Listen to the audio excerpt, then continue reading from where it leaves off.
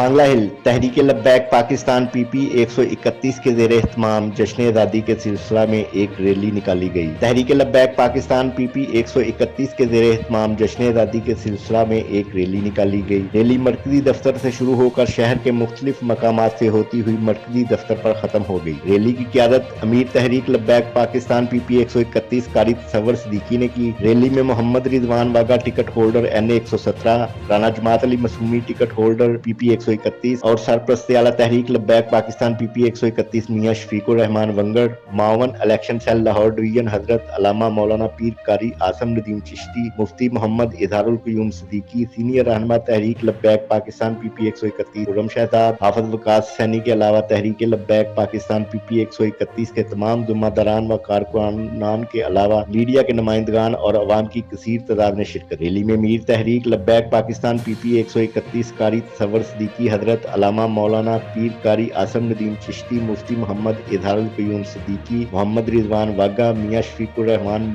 ونگڑ نے ریلی کے شرکاء سے خطاب کیا۔ ریلی کے اختتام پر ملک و قوم کی سلامتی کے لیے خصوصی دعا کی گئی۔